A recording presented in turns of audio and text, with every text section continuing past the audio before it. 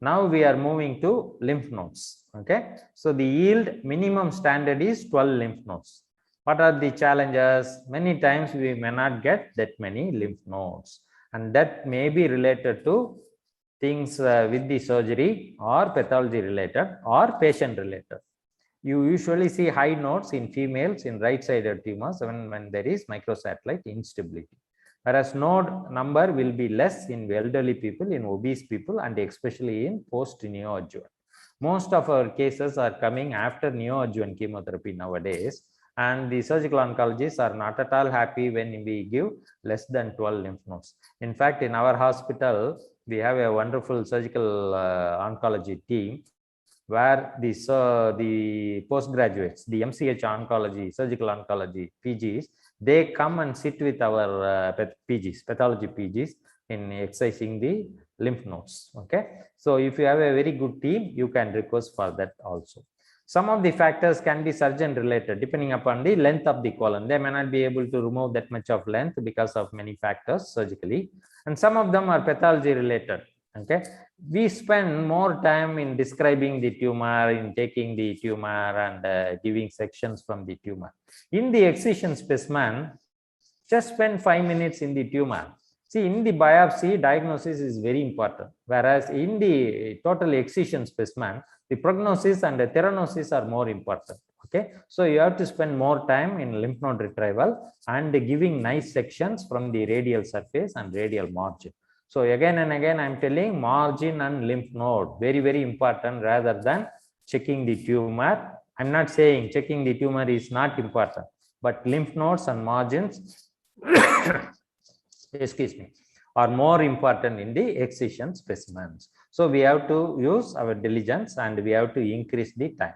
What I tell my PGs, keep some nice music in the background and keep the lymph nodes cases with the lymph node at the end, and do it leisurely. I want you to spend, if you are not getting minimum 12 nodes, I want you to spend at least 30 minutes with the fat. Okay, it is playing with the fat. That's simple. How do you enhance?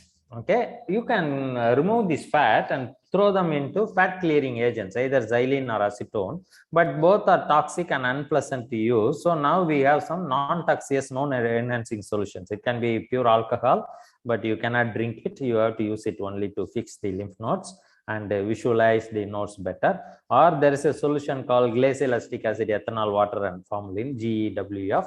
That solution also you can prepare. Or you can use some dyes, methylene blue injection into the tumor, and like a sentinel lymph node, you can allow some time for the dye to travel during the surgery. In that case, you can identify the lymph nodes very nicely. This is one of the pictures where this is before fixation, and this is putting in, we use acetone, and here you can see the nice lymph node. You cannot see any lymph nodes here, but the visibility can be made better by the techniques. Now, coming to the concept of isolated tumors and micromets.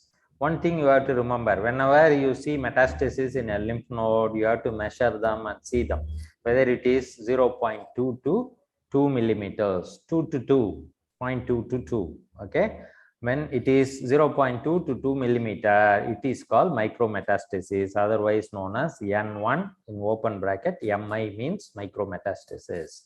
When it is less than 0.2 millimeter, then it is known as isolated tumor cells, ITC. Okay, but it comes under N0 only. Please remember N0. Especially in CAP protocol, you may not see the I plus.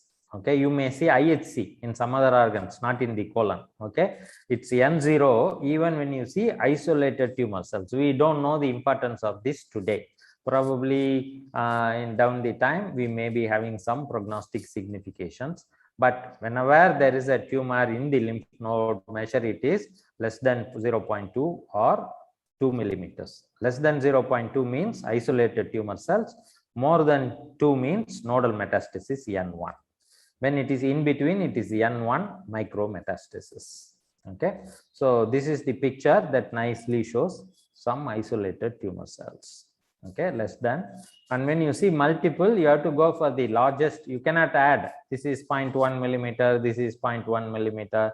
I see some tumor cells there.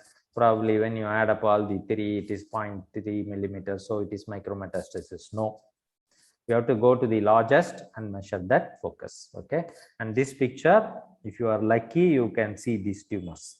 And you can use cytokeratin. Okay, whenever you see these tumors, you just don't call them isolated tumor cell. Get some deepers. Okay, always deepers, and get some cytokeratin, because this N0, N1, MI, and N1 has a lot of weightage in the risk stratification. Okay, so it's very important to go for deepers and to do IHC for cytokeratins if you are in need of it. And then coming to acellular mucin. When you see acellular mucin, the first question you have to ask is it before adjuvant therapy or after neoadjuvant therapy?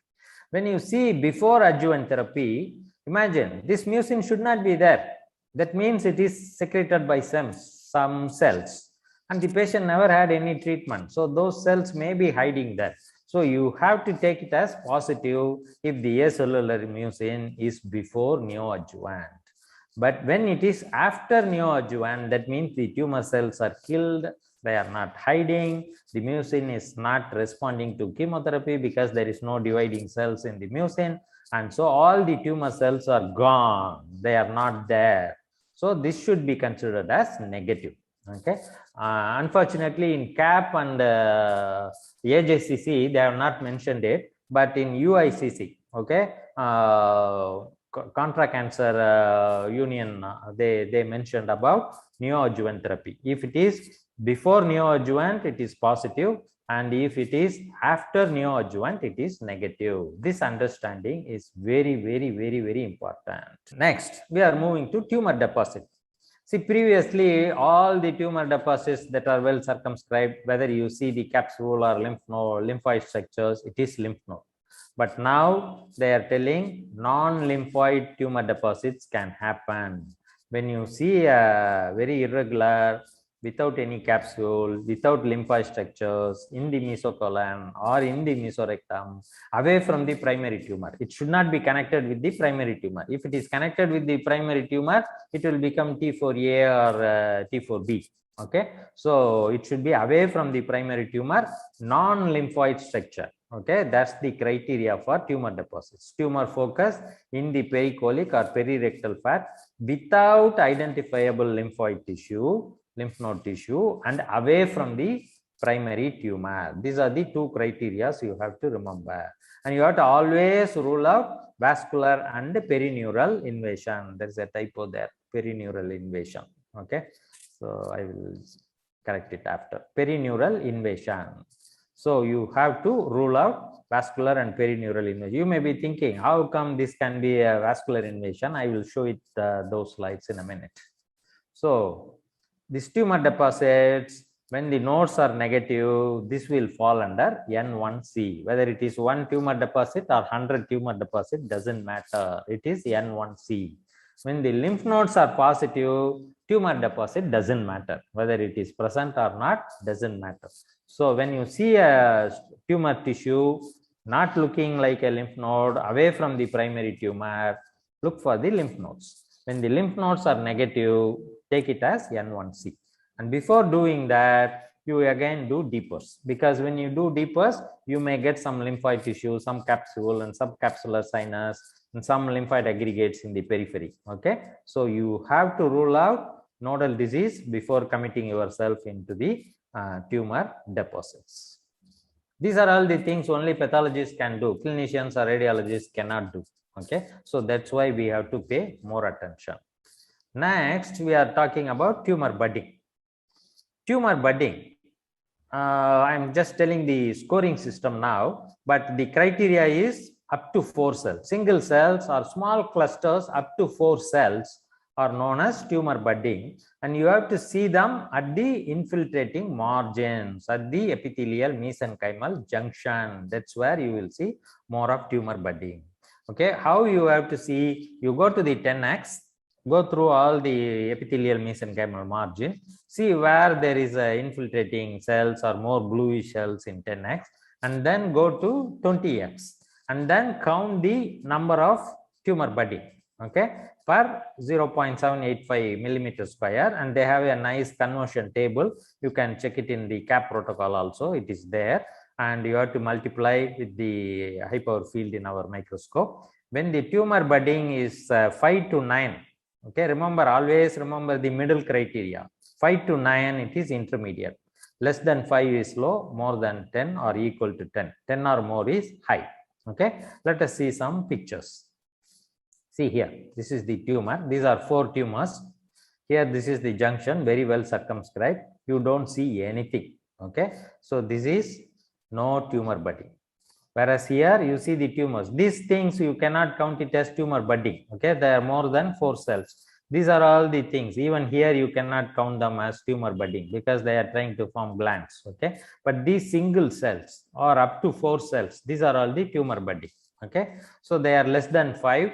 So it is low grade, score 1. Here it is more than 5. Okay, but less than 10. So it is grade 2. Whereas here there are many and many of them. So this is tumor budding grade 3 or score 3. Okay, so that's how you have to look for tumor budding. In PT1, score 2 and 3 associated with increased risk of lymph node metastasis. It is an independent prognostic factor, tumor budding. That's why you have to report tumor budding in the colorectal cancers. Whereas in stage 2 colorectal cancer, score 3 is associated with increased risk of recurrence and mortality. This is a nice hyperview. This is a cartoon that shows you these are all the tumor budding. Okay, less than 4 or up to 4. And this is the high power. This is the invasive epithelial mesenchymal junction or tumor mesenchymal junction. You cannot count these clusters that are forming glands. Okay, when the clusters are forming glands, they are not tumor budding. They are solid nests of 4 cells or single cells. So what will be the score here? The score will be 3. Okay, so please concentrate at the margin to look for the tumor budding. What do you see in this picture? You see one artery, and then you see a tumor nodule, and you see a lot of invasive tumors. Okay, this looks like adenocarcinoma, no question. And this is NOS type because there is no adenoma, like there is no serrated, there is no signet cell, there is no mucin, and there is no lymphoepithelial like or syncytial cells. Okay, please remember, medullary carcinoma, no gland formation. When you see glands, it is not medullary. Remember, I told you tumor infiltrating lymphocytes are very important. But here also tumor infiltrating lymphocytes are there, but they are all in glands. So you cannot call it as medullary. Okay, and you see only an artery. Okay, and all the colon or any other organ, artery is always accompanied by a vein. And what is happening here is there is a venous invasion. And how can you identify that? By doing a elastic tissue stain. Same area. This is a very nice picture. I got it from I think Dr. Pai's presentation. So this is an artery and these tumor cells are there, and you can see the nice elastic lamina. So this is venous invasion, okay, or large vessel invasion, LVI. Here we can say because of the elastic tissue, it is venous invasion. Okay, the vascular invasion, previously we used to say vascular invasion. It can be either lymphatic or vein or artery. Okay, when now it is divided into small vessel invasion and large vessel invasion.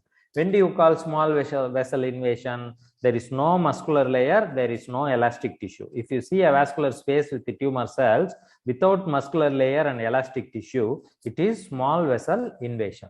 When you see smooth muscle bundles, 1 or 2, even 1 or 2 with elastic lamina, then it is a large vessel invasion. So this is a venous invasion.